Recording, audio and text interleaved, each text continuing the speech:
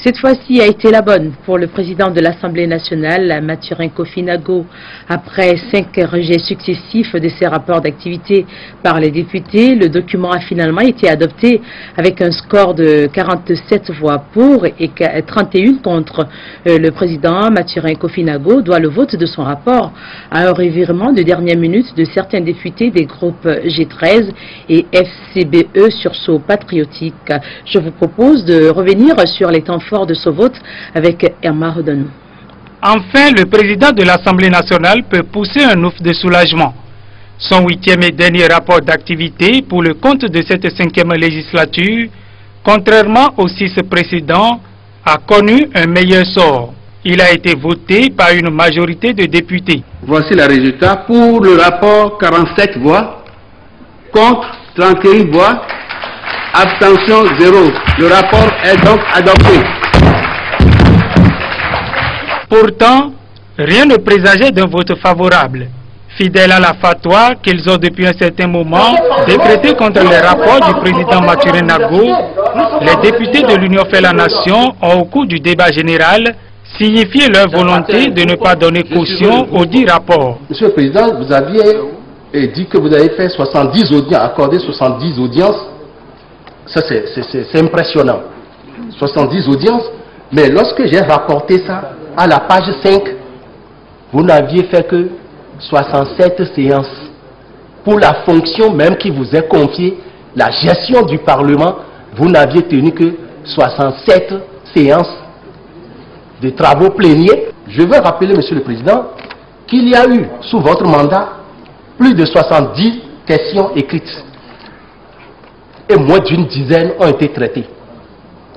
Il y a eu plus de 90 questions orales et moins d'une vingtaine ont été traitées. Il y a eu plus de 120 questions d'actualité, Monsieur le Président. Vous avez traité moins du quart. Et vous dites que vous avez bien fait votre travail. Alors de grâce, les jérémiades, les jeûnes et les lamentations, gardez ça pour vous. Ce que moi je sais, nous allons rester en phase de nos électeurs, donc de la part de la population qui nous suit. Ici, c'est un rapport de force. Aujourd'hui, ceux qui sont contre votre cas sont majoritaires, on va rejeter votre rapport. Je vous remercie. Reconnaissant leur impuissance face à une majorité contrôlée par l'opposition, les députés de la mouvance se sont, au lieu de continuer à pleurer sur le lait renversé, plutôt évertués à réconforter leur président, dont le rapport, ont-ils clamé, est de qualité. Votre rapport a ce défaut qu'il n'y a pas de trace de mensonge.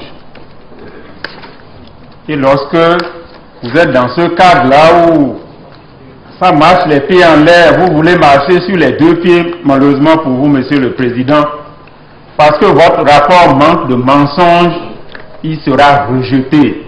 Ce rapport est impressionnant par son volume, impeccable du point de vue de la forme, fidèle dans le fond et exposé avec une aisance éblouissante.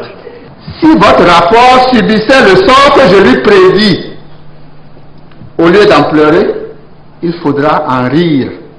Et je suis sûr que même si, par extraordinaire, le rapport venait à être rejeté, Dieu l'accueillera et vous bénira pour vous protéger à jamais. Merci, Monsieur le Président. Le salut du président Mathurin Nago viendra des députés des groupes parlementaires FCBE sursaut patriotique et G13.